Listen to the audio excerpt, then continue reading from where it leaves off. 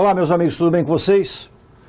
Estamos aqui juntos novamente para tentar aprender mais vamos aprender mais alguma coisa, vamos debater mais algum aspecto particular ou amplo. E hoje eu gostaria de falar com vocês sobre um aspecto amplo, mas ao mesmo tempo trazendo uma informação detalhada. Eu gostaria de falar sobre as teclas de atalho. Olha só, quando nós vemos aí o pessoal publicando listas de teclas de atalho, olha, eu peguei essa lista em tal lugar, olha isso, olha aquilo, etc e tal, eu já vi alguns pequenos erros, umas distrações que todo mundo eventualmente pode cometer quando está trabalhando com a informática, mesmo querendo auxiliar os colegas, como, claro, eu já cometi erros também. Então, por exemplo, eu já vi uma vez, aliás, mais de uma vez, infelizmente, sendo publicada uma lista de atalhos do pacote Office, só que a lista estava vinculada ao português de Portugal, né? Inclusive, isso ficou muito claro logo nos primeiros atalhos da lista, porque dizia lá que tal tecla de atalho serve para abrir o ficheiro, né? E ficheiro, que a gente chama de arquivo, ficheiro é a palavra do português de Portugal. Muita gente não sabe, porém, que existem mínimas diferenças nas teclas de atalho do pacote Office, em alguns casos. Ah, mas professor, eu bati com o português de Portugal, ou com este ou com aquele, e só vi detalhe diferente na língua A ou na língua B, mesmo assim muito pequeno. Eu parto do princípio que, a partir do momento em que nós nos preparamos em concurso público para tudo e para qualquer coisa, então é claro que eu não posso pensar em algo que é minimamente diferente como algo que não interfere no meu estudo. Então, claro, nós professores da área, né, os colegas também, costumamos divulgar as teclas de atalho e acho, aliás, muito interessante, porque existem os colegas que distribuem uma tecla absolutamente completa, mas que é tão gigante que dá até desânimo de estudar, e há os colegas que normalmente, dependendo do concurso até, fazem uma espécie de uma lista um pouco mais resumida, como eu até também normalmente faço. E o que eu acho interessante é que, certo ou errado ninguém né? Quando uma lista resumida é divulgada, publicada, postada por um colega, por alguém, ou até por um aluno, né? Então você percebe as escolhas que estão sendo feitas. Claro, o comando copiar aparece em todas as listas de teclas de atalho. O comando de alinhamento centralizado, né, também aparecem constantemente. O problema, evidentemente, é as escolhas que cada um faz. E claro, né, se cai um atalho numa prova qualquer, de uma lista que eu produzi, mas que um outro colega preferiu não colocar aquele atalho, não apostou muito naquele comando, parece que eu sei mais do que o colega, o que não é necessariamente verdade. Assim como o colega pode ter publicado uma lista com um atalho que eu achei menos importante, menos provável, e aí, então fica sempre certo o colega que posta absolutamente todos os atalhos, posta todos, pronto. Só que, nada contra, você tem como buscar os atalhos oficiais. É só você ir ao site office.com ou o site de ajuda da Microsoft. Porque ali está, na verdade, professor, eu fui ao site da Microsoft e busquei um atalho para o Windows, para uma tarefa lá.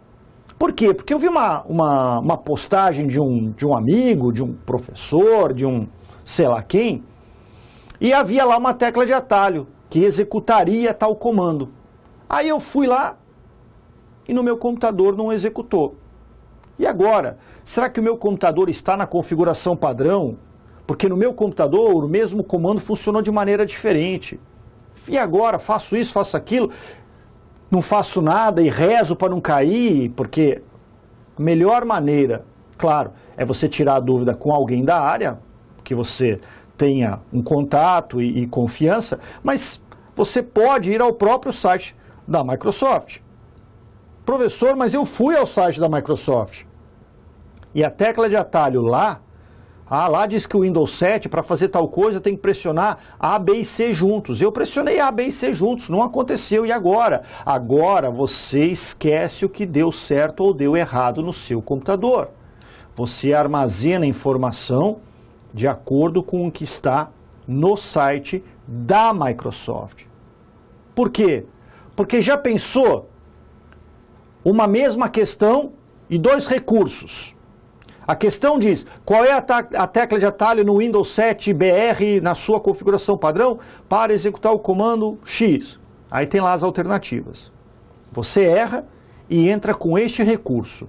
Prezada banca, esse negócio está errado e podem observar que a tecla de atalho adequada não é essa que foi apresentada, é a tecla combinação X, de acordo com a bibliografia autorizada, específica e original da Microsoft, conforme endereço da internet, HTTP, papapá, e você vai lá e copia o endereço. Então você diz para a banca, eu estou entrando no recurso, a questão está errada, e a bibliografia que eu apresento para vocês é a Microsoft. A dona do Windows diz que lá no Windows, para fazer o que vocês disseram, não é o que vocês apresentaram, é uma outra coisa qualquer. Veja não estou nem dizendo que a banca vai aceitar, nem que ela não vai aceitar o recurso, mas olha o peso deste recurso. Agora, vejam uma questão também assim apresentada, e aí o candidato erra e ele vem com este recurso. Prezada banca, essa questão está errada, isso aí não está certo não. Eu vou dizer a vocês por que não está certo, porque no meu computador isso aí não funciona não. Eu tenho o Windows 7, ele é original, não é pirata não vem brincar comigo. É original e você vem aqui na minha casa, você vai ver, você vai pressionar esse botão, não vai rolar esse negócio. Pessoal, a banca não vai nem olhar duas vezes para este recurso, porque no seu computador não funcionou. Mas talvez você tenha razão. Talvez realmente na prática do seu sistema, por alguma variação que não importa, as coisas mudaram minimamente naquele objeto. Mas a informação é a da listagem oficial. Então, Windows Explorer, Internet Explorer, Word, Excel, PowerPoint, Outlook, tudo lá no site da Microsoft. Esse é o lugar, entendeu? Livros não são confiáveis? A grande maioria é. Apostilas? Algumas são. Só que há o erro humano. Pessoal, o professor, o profissional da área, publicou um livro, colocou lá uma lista com 327 teclas de atalho. Ele pode ter errado uma. Aí chegou lá na editora. O pessoal da editora que vai diagramar o material, eles não sabem a tecla de atalho, talvez, para fazer aquilo. Eles copiam. Está errado, eles copiam errado. Passa para o professor, ele vai fazer a revisão na tecla de atalho, ele nem olha.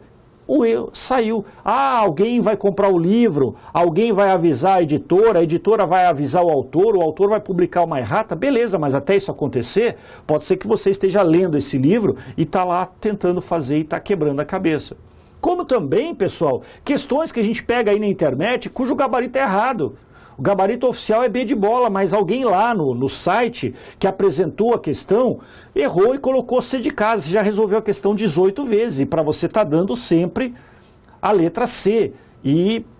Aliás, está dando sempre a letra C. Só que o gabarito oficial diz que é letra B de bola. O gabarito que foi apresentado lá está errado. Pode acontecer. Todo mundo pode errar. Então, muito cuidado com isso.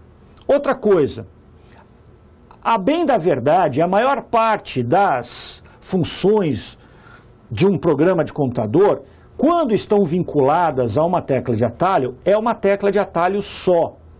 Mas tem dois detalhes aí para a gente acrescentar, tá legal? Então, em primeiro lugar, por exemplo, o Word, mas se você fizer com Excel, com PowerPoint, com navegadores, normalmente vai dar sempre a mesma coisa. Os comandos apresentados na faixa de opções. Quando você posiciona, vou insistir nessa ideia, quando você posiciona o cursor sobre um determinado comando, aparece o nome do comando. E o comando é centralizar. Aparece uma pequena explicação sobre o que este comando executa, centraliza o texto. E normalmente aparece também a tecla de atalho efetiva, Ctrl E. Ora, é essa tecla de atalho que a própria Microsoft, professor, sumiu. Sim, ele fica lá um tempinho e some mesmo, né? Então, quando a tecla de atalho é demonstrada, a gente tem que acreditar, essa é a tecla de atalho oficial, é a própria tecla de atalho do Word. A não ser que você instalou o Word em outra língua no seu computador, vai dar aquele problema. Mas estando instalada a versão adequada da prova, né, nesse caso a versão 2010 BR, ou seja, em português do Brasil, então você pode acrescentar essa informação à sua mente. Melhor do que acrescentar a informação à sua mente, e eu disse isso no primeiro encontro sobre esse projeto, é que se você coloca o cursor sobre o centralizado e dá um tempinho para você olhar no nome do grupo, e o nome do grupo é parágrafo, o que já é um procedimento de memorização, este tempinho que você parou, então você levou o cursor lá e falou, deixa eu ver o nome do grupo, ok, parágrafo, pronto, já apareceu a imagem. Só de aparecer a imagem, queira ou não, sua visão capturou aquela informação. E com isso, você também tem a tecla de atalho mais focada na sua memorização. Isso sem contar que, na verdade, sabendo agora que é Ctrl E, talvez eu não soubesse, né? O que eu vou fazer? Eu vou tirar o cursor do mouse de cima do botão e vou ao meu teclado e vou pressionar simultaneamente as teclas Ctrl e E. Quando eu executo a tarefa, isso é muito importante, quando eu executo a tarefa com os meus próprios dedos sobre o teclado, e observo com os olhos o resultado, né? Ou uso um desses programas que, por voz, né? por informações de voz, informa o que foi executado, né? Programas assim existem justamente para as pessoas que, infelizmente, têm esse problema, têm essa incapacidade na visão. Então, eu vou ter um poder de memorização melhor. Agora, para centralizar, Ctrl E. E Ctrl E é para centralizar e não há mais nada a dizer. Só que agora, um outro detalhe, com raras exceções, cada tecla de atalho executa um único comando de uma única maneira. Ué, mas professor, tem tecla de atalho que pode executar o mesmo comando de maneiras diferentes? Com variantes do mesmo tema, sim. Nós temos no grupo chamado fonte, que é o segundo grupo aí da guia página inicial, nós temos um comando chamado maiúsculas e minúsculas, né? Vamos levar o cursor do mouse sobre este botão e observar. Veja, o Word não dá a tecla de atalho, existe, eu já vou falar dela. Altera todo o texto selecionado para maiúsculas, minúsculas ou outros usos comuns de maiúsculas e minúsculas.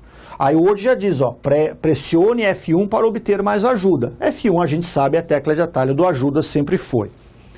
Pois bem, lembrem-se que quando nós acionamos o comando maiúsculas e minúsculas, aparece uma lista com 5 opções. Todas em maiúscula, todas em minúsculas, primeira letra de cada sentença em maiúscula, colocar cada palavra em maiúscula e alternar maiúsculas e minúsculas. O alternar, lembrem-se, a ideia de inverter, não é? Tudo que está maiúscula vira minúscula e vice-versa. A tecla de atalho, meus amigos, para maiúsculas e minúsculas é a junção da tecla Shift mais a tecla de função número 3, ou seja, Shift mais F3. Porém, 2 detalhes. Quantas opções nós temos em maiúsculas e minúsculas? 5, mas apenas as 3 centrais serão ativadas pela tecla de atalho. Então, a tecla de atalho Shift mais F3 só trabalhará com minúsculas, maiúsculas e colocar cada palavra em maiúscula. Agora, já vamos falar sobre isso. Segundo detalhe, e aqui é um erro da Microsoft e uma maldade eventual que eu acho gigantesca. Olha aí o nome, colocar cada palavra em maiúscula. Só ouvindo parece que vai ser como já está aí no texto. No arquivo do Word que está aberto, todas as palavras estão com seus caracteres em maiúsculas. Mas você observa o nome, colocar cada palavra em maiúscula, e você percebe que, na verdade, não é a palavra inteira que vai para a letra maiúscula. Apenas a primeira letra de cada palavra, nesse tal de colocar cada palavra em maiúscula, apenas a primeira letra. E ainda assim, agora é o detalhe do detalhe do detalhe.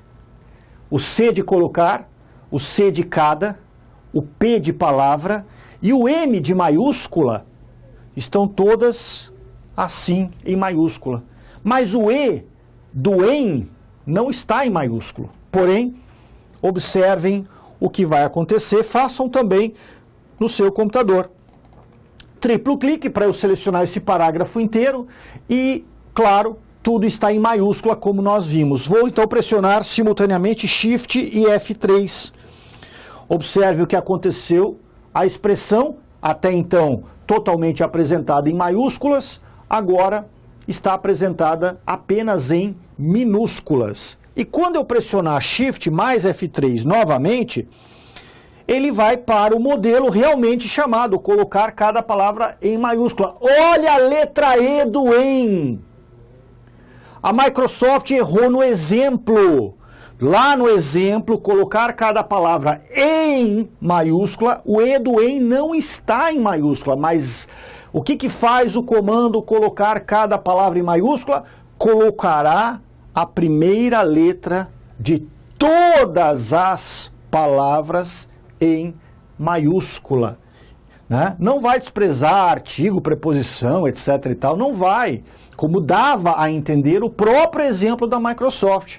Então veja que neste comando a Microsoft não informou a tecla de atalho, que ela havia informado no centralizar, e ainda havia uma pequena diferença entre o que se apresenta como exemplo e o que acontece na realidade. Shift mais F3 de novo não vai para aquelas outras duas opções, vai retornar para todas elas em maiúscula, e assim sucessivamente também nas outras opções. Portanto, meus amigos, não que eu precisasse argumentar muito, mas tecla de atalho tem que colocar a mão na massa. Procurar a tecla de atalho no próprio programa, ou numa lista confiável, ou no próprio site da Microsoft, e executar a tarefa para que essas mínimas diferenças não se transformem num grande problema, né? É a famosa pedrinha no meio do caminho, mas que é suficiente para a gente tropeçar e eventualmente cair. Não deixem isto acontecer. Tecla de atalho também não se aprende da noite para o dia. Uma sim, duas sim, 3 teclas de atalho sim, 5 ou 10, mas não todas. Então é necessário o quê? O constante trabalho sobre essa tarefa também. Tecla de atalho também, como vocês sabem, é tópico frequentemente solicitado em provas. Por favor, aprendam mais essa, não vamos deixar que esse tipo de questão nos derrube. É isso aí, um abraço.